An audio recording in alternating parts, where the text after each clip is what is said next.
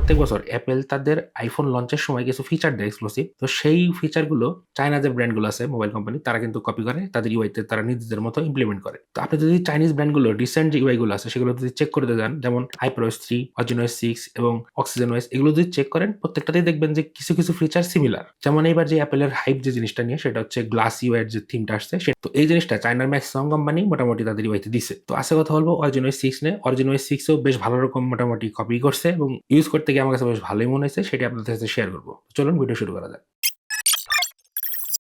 ফার্স্টে যেটা নিয়ে কথা বলবো সেটা হচ্ছে ফ্লিপকার্ট। তো ফ্লিপকার্টে আপনারা ৪ টা ছবি এড করে রাখতে পারবেন গ্যালারি থেকে। এই ছবিগুলো আপনার যখন রাইট টু স্লাইড করবেন সেটা কিন্তু চেঞ্জ হবে। ৪ টা করে ছবি চেঞ্জ হবে। এখানে এফেক্ট আপনারা এড করতে পারেন। কিছু এফেক্ট দেওয়া আছে সেগুলো চেঞ্জ করতে পারেন। আরেকটা জিনিস সেটা হচ্ছে লক স্ক্রিনের যে ক্লকের যে ফ্রন্ট সেগুলো চেঞ্জ করতে পারবেন। ট্রান্সপারেন্ট সেট করতে পারবেন। কালার দিয়েও সেট করতে পারেন। এগুলো সবকিছু কাস্টমাইজ করা যায় এবং এইটা আপনারা অ্যাপেলে যে সোয়াইপ করলে যে লম্বা হয়ে যায় ফ্রন্টগুলো সেই অপশন আছে এখানে, যেটা বেশ ভালোভাবে ইমপ্লিমেন্ট করছে। এখানে কিন্তু ডেপথ এফেক্টও তারা দিছে। ওয়ালপেপার আপনার ডেপথ এফেক্টে ব্যাকগ্রাউন্ডে চলে যায় আপনার সাবজেক্টে, দেখতে বেশ ভালোই লাগে, প্রিমিয়াম লাগে। নেক্সট যে জিনিসটা ভালো লাগছে সেটা হচ্ছে অরিজিন আইল্যান্ড। তো অরিজিন আইল্যান্ডে অ্যাপেলের যে নচটা আছে সেই নচটাকেই মোটামুটি ভালো রকম ইমপ্লিমেন্ট করছে। এখানে আপনারা কল করার সময়, গান শোনার সময়, মিউজিক রেকর্ডিং এর সময়, তো এগুলো ব্যাকগ্রাউন্ডে যখনই দিবেন তখন কিন্তু এটা আইল্যান্ডটা উঠে শো করে, পপ করে ওঠে, দেখতে বেশ ভালোই লাগে এবং ভালোভাবেই কাজ করে। তো আপনি যখন কলে কথা বলবেন তখন কিন্তু এটা যদি আপনার উপরে সোয়াইপ করেন এটা কিন্তু ব্যাকগ্রাউন্ডে রান থাকে এবং আইল্যান্ডের মতো পিল শেপের একটা নচের মতো দেখায়, বেশ অ্যাপেল একটা ফিল আসে। তো জিনিসটা ভালো ছিল।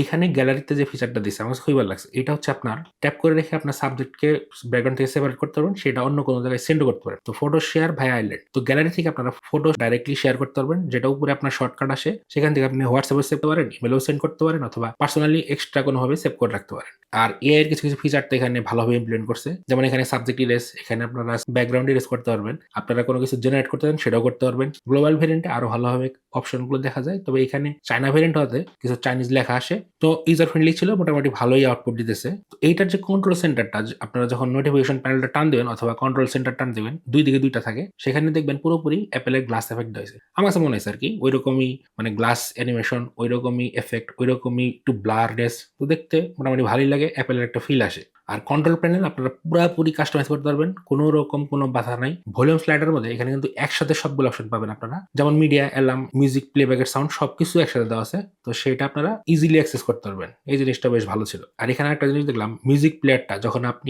এখানে কোনো গান প্লে করবেন সেটা কোথায় বাজাবেন, মানে আইফোনে যে জিনিসটা আছে আপনারা দেখতে পারবেন যে কোথায় এটা প্লে হবে, স্পিকারে হবে, সেটা হবে, অথবা ওয়াচে থাকলে ওয়াচে হবে। তো এই অপশনটা এখানেও আছে। আপনার মোবাইলে যে কয়টা ডিভাইস অ্যাড করা আছে, ব্লুটুথ ডিভাইসগুলো, সেগুলো অপশন দেখাবে, আপনি কোনটা প্লে করতে চান সেটাও আপনারা এখান থেকে সিলেক্ট করতে পারবেন। আরেকটা যে জিনিস সবচেয়ে বেশি ভালো লাগছে সেটা হচ্ছে প্রাইভেট স্পেস। এটা ওপেন করার যে সিস্টেমটা সেটা বেশ ইউনিক ছিল।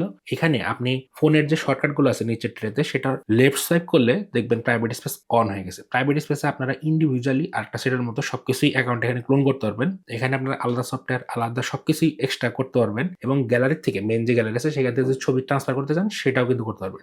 এখানে ইন্ডিভিজুয়ালি আপনারা ফিঙ্গারপ্রিন্ট আলাদাভাবে সেট করে রাখতে পারবেন। তো এটা খুবই ভালো ছিল। এখানে পাসওয়ার্ড ইউজ করতে পারেন, ফিঙ্গারপ্রিন্ট ইউজ করতে পারেন, সব অপশনই এখানে পেয়ে যাবেন। তো আমার কাছে বেশ ভালোই মনে হয়েছে জিনিসটা এবং বেশ মানে ইউনিক মনে হয়েছে এটার ওপেন করার অপশনটা। হোম স্ক্রিনের যে ট্রানজিশন গুলো আছে সেগুলো আপনারা কয়েকটা অপশন দেওয়া আছে, ৫-৬টা, সেটা আপনারা চেঞ্জ করে দেখতে পারেন। অ্যানিমেশন যে হোম স্ক্রিনের আছে সেগুলোও ৫-৬টা দেওয়া আছে, সেগুলোও চেঞ্জ করে দেখতে পারেন। এখানে চার্জিং অ্যানিমেশন চেঞ্জ করার অপশনও পাইছি।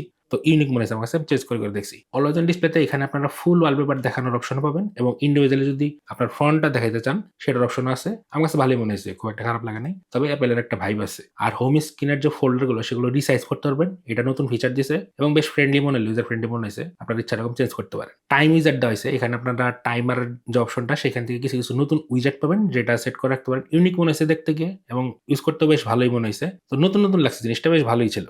অরিজিনওয়েসে বাইপাস চার্জিং অপশনটা আগের থেকেই ছিল। নতুন যে জিনিসটা তারা এড করছে এটার মধ্যে সেটা হচ্ছে আপনারা গেমিং করতেছেন না, অন্য যে কোনো কিছু করতেছেন, তখন আপনারা বাইপাস চার্জিংটা অন করতে পারেন। যেমন আপনি চার্জিং এ দিয়ে রিল দেখতেছেন, শর্টস দেখতেছেন, সেই ক্ষেত্রে বাইপাস চার্জিং অন করে রাখতে পারেন। সেট হিট হবে না, জাস্ট সেটটা চার্জ হবে, মানে আপনার সেটকে পাওয়ার দিবে। মানে বাইপাস চার্জিং যেভাবে কাজ করে সিমিলার ভাবে কাজ করবে, সেটা অন্যান্য ক্ষেত্রে এখন ইউজ করতে পারবেন গেম ছাড়া। অরিজিনওয়েসে যে জিনিসটা সবচেয়ে জরুরি আপডেট সেটা হচ্ছে অরিজিনওয়েসে আপনারা এখন উইন্ডোজ অথবা ম্যাকের যে পিসি গুলো আছে সেগুলোতে কিন্তু কোনো বাধা ছাড়াই ফাইল ট্রান্সফার করতে পারবেন এবং নিজের যে সেটের স্ক্রিনটা সেটা কিন্তু মিরর করতে পারবেন সেখানে। তো এইটার জন্য ভিভো অফিস কিট নামে একটা অ্যাপ আছে, সেটা আপনার পিসিতে অথবা ম্যাকেতে ইনস্টল করতে পারেন। সেখান থেকে আপনারা এই জিনিসটা করতে পারবেন। আমি টেস্ট করছি আমার উইন্ডোজ পিসি, তো সেক্ষেত্রে কোনো রকম ইস্যু হয় নাই এবং অ্যাপেলের জন্য সফটওয়্যার দেওয়া আছে, সেখান থেকে কিন্তু নামাইতে পারেন। তো এটা ভালোভাবে কাজ করে। যতটুকু শুনলাম ম্যাকেও এটা খুব ভালোভাবে কাজ করে এবং বেশ ভালো ইউজার ফ্রেন্ডলি মনে হইছে। যারা ইউজ করছে, আমি ইউজ করি নাই, তবে আমি শুনলাম ভালোভাবে কাজ করতেছে।